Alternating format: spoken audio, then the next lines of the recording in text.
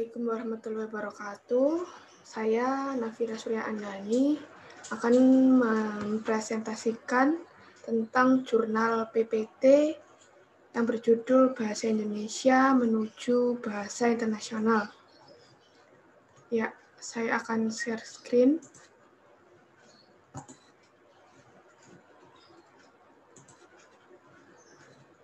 Nah, ini.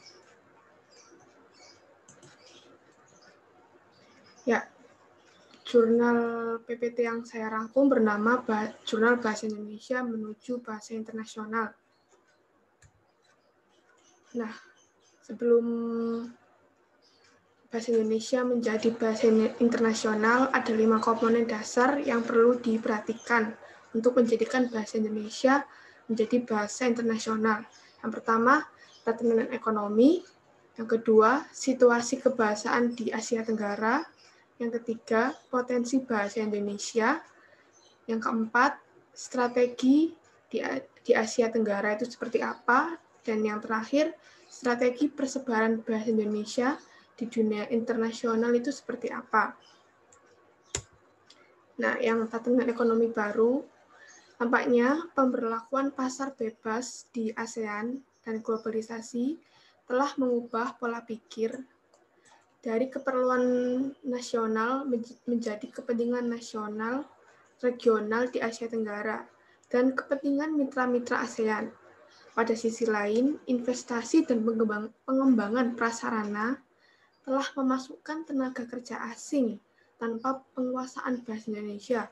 Padahal pada masa perjuangan kemerdekaan, bahasa Indonesia memiliki peran yang sangat strategis dalam perkembangan kehidupan masyarakat di Indonesia.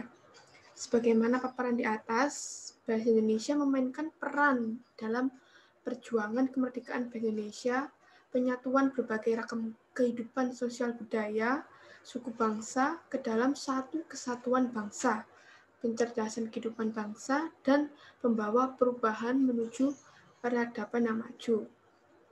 Tatanan ekonomi baru ini sangat penting untuk menjadikan bahasa Indonesia salah satunya menjadi bahasa internasional.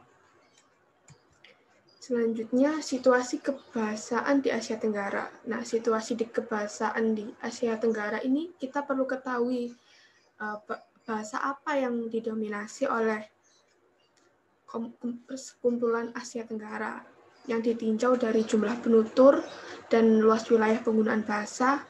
Bahasa Indonesia dituturkan oleh sekitar 240 juta penduduk dengan bentangan luas wilayah penutur bahasa dari batas negara, PNJ, Samudra Hindia, Selat Malaka, Laut Natuna Utara, Samudra Pasifik, dan perbatasan Filipina. Atas dasar pertimbangan jumlah penutur besar dan ketersebarluasan wilayah bahasa, sangatlah wajar jika bahasa Indonesia memiliki peluang menjadi salah satu bahasa resmi dalam kerjasama MEA. Atas pertimbangan pemikiran di atas, bahasa Indonesia memiliki peluang menjadi salah satu bahasa yang didominasi untuk menjadi bahasa internasional. Selanjutnya, potensi bahasa Indonesia dari segi kekuatan linguistik ya. Dari sisi daya ungkapan bahasa Indonesia telah menjadi 500.000 lebih kata umum dan istilah yang termodifikasi dalam KBBI, Kamus Dewan, Kamus Bahasa Melayu Nusantara, serta glosarium dan kamus bidang ilmu. Bagaimana dengan kaidah bahasa yang ditulis dalam sistem ejaan, pembentukan kata, kalimat, paragraf, dan sebagainya?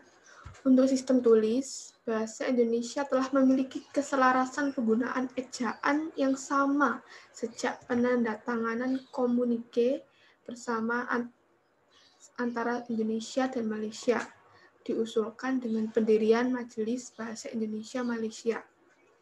Atas dasar pemaparan kerjasama bahasa Indonesia dan bahasa Melayu tersebut, bahasa Indonesia memiliki potensi menjadi salah satu bahasa resmi di Perhimpunan MEA.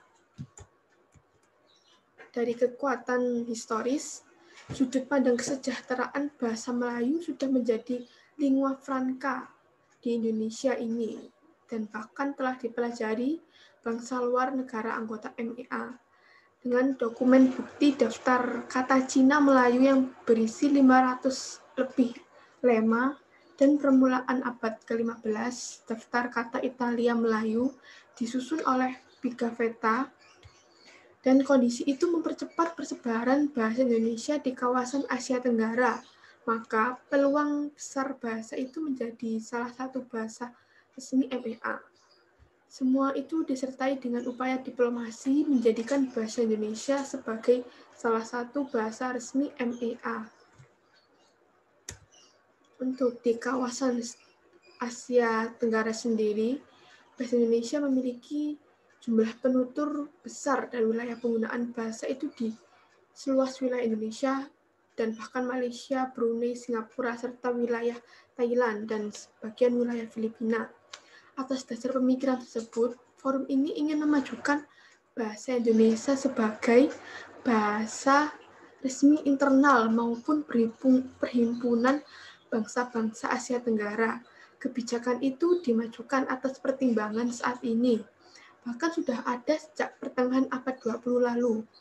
Bahasa Jepang, bahasa Korea, bahasa Mandarin, bahasa Arab, bahasa Inggris, bahasa Jerman, dan bahasa Perancis telah dipelajari bahkan menjadi bidang studi di perguruan tinggi bahasa Indonesia. Dan yang terakhir, strategi persebaran bahasa Indonesia di dunia internasional. Berdasarkan pertimbangan berbagai latar belakang permasalahan dan pemikiran di atas, perlu dibahas masalah strategi peningkatan fungsi bahasa dan sebagai bahasa Indonesia sebagai bangsa internasional secara bertahap, sistematis, berkelanjutan.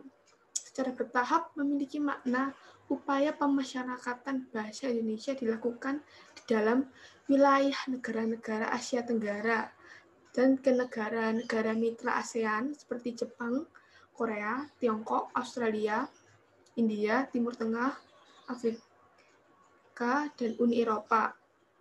Bertahap juga dimaksudkan dari jenjang atau tingkat pemula, madya, lanjut, profesi dalam pembelajaran bahasa Indonesia bagi penutur bahasa asing BIPA. Oleh karena itu, perjuangan pada semua lini harus dijalankan, baik persebaran BIPA di luar negeri maupun penguatan bahasa Indonesia di seluruh wilayah Indonesia, berjaya di bumi pertiwi dan bermartabat di negara sahabat. Nah, sekian pembahasan tentang bahasa Indonesia menjadi bahasa internasional dari saya. Maaf jika bila ada salah kata. Saya akhiri. Wassalamualaikum warahmatullahi wabarakatuh.